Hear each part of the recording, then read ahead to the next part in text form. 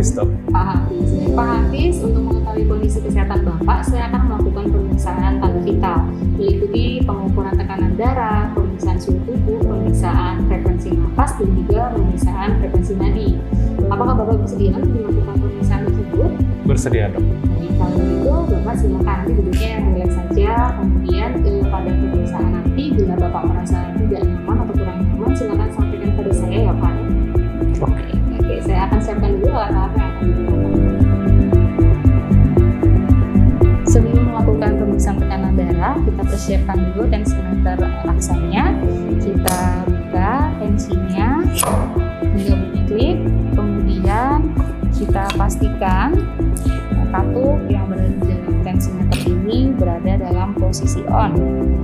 Setelah itu kita putar balonnya hingga terkunci, dan kemudian kita pastikan mansetnya sudah sesuai dengan pasien. Di sini adalah ukurannya dewasa.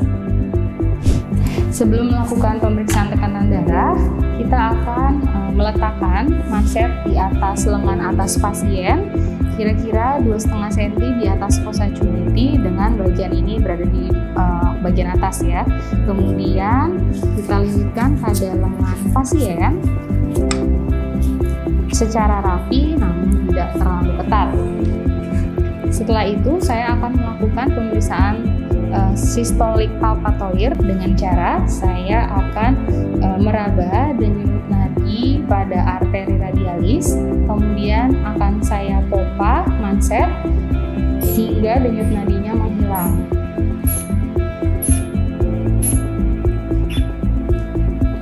Setelah denyut nadi terasa menghilang, saya akan menambahkan 30 mm air raksa di atas tekanan ketika denyut nadinya terasa menghilang. Setelah itu akan saya turunkan perlahan, dan saya akan rasakan di mana denyut nadinya teraba kembali.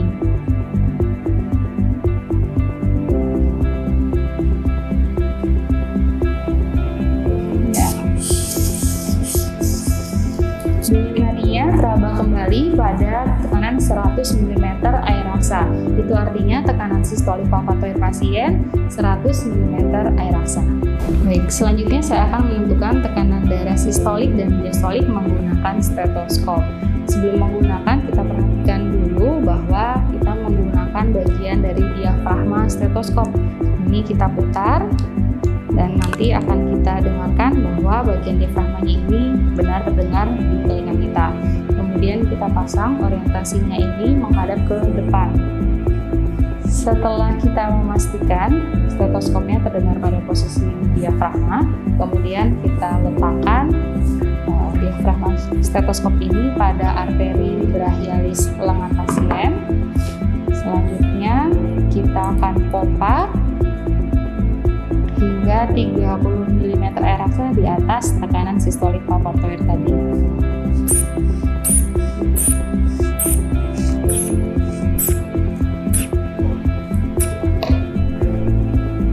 Kemudian kita turunkan perlahan-lahan.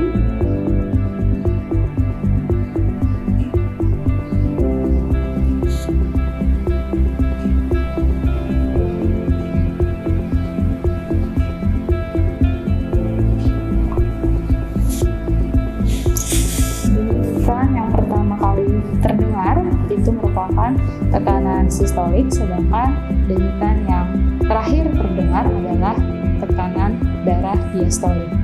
Jadi pada pasien ini tekanan sistoliknya adalah 100 mm air raksa dan diastoliknya adalah 80 mm air raksa.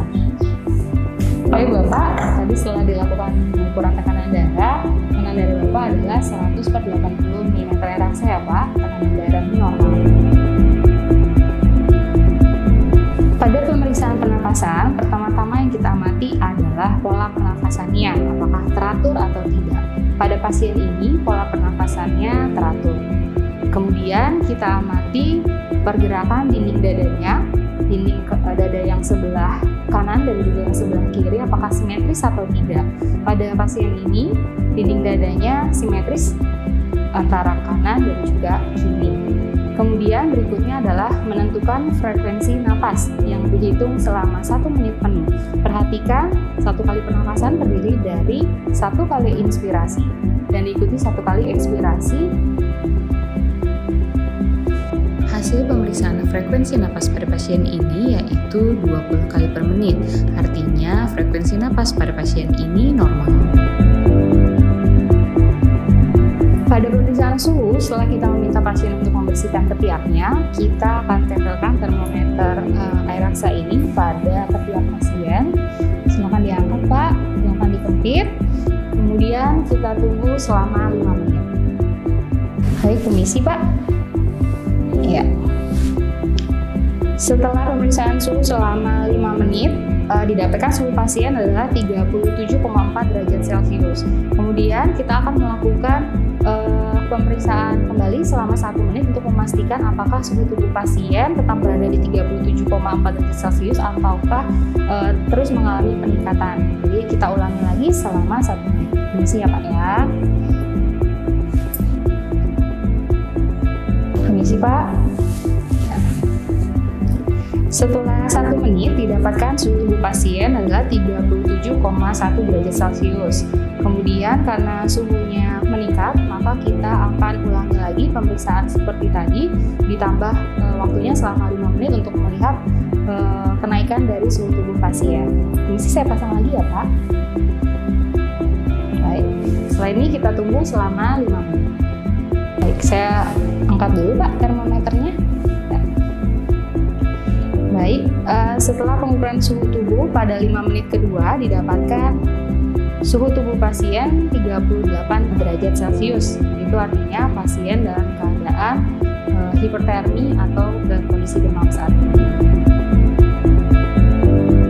Berikut adalah arteri radialis berada di bagian ventral pergelangan tangan di atas os radius. Berikutnya adalah arteri carotis communis. Berikutnya adalah arteri brachialis. Berikutnya adalah arteri dorsalis pedis. Pada pemeriksaan nadi kali ini, saya akan merasakan dulu nadi pada arteri radialis pasien. Pertama-tama sebelum menilai frekuensinya, kita amati dulu iramanya, apakah irama denyut nadinya itu teratur atau tidak. Bila iramanya teratur, maka kita bisa menghitung frekuensinya selama 15 detik, kemudian hasilnya dikalikan 4. Namun apabila iramanya tidak teratur, maka kita harus menghitung nadinya selama 1 menit penuh. Pada pasien ini iramanya teratur, maka saya akan menghitung denyut nadinya selama 15 detik. Setelah dihitung selama 15 detik didapatkan nadi pasien 20 kali. Maka setelah dikalikan 4, nadinya, frekuensi nadinya adalah 80 kali per menit, yaitu artinya normal. Kemudian selain menghitung frekuensi nadinya, saya juga mengamati amplitudonya. Di sini amplitudo denyut nadi pasien isiannya cukup.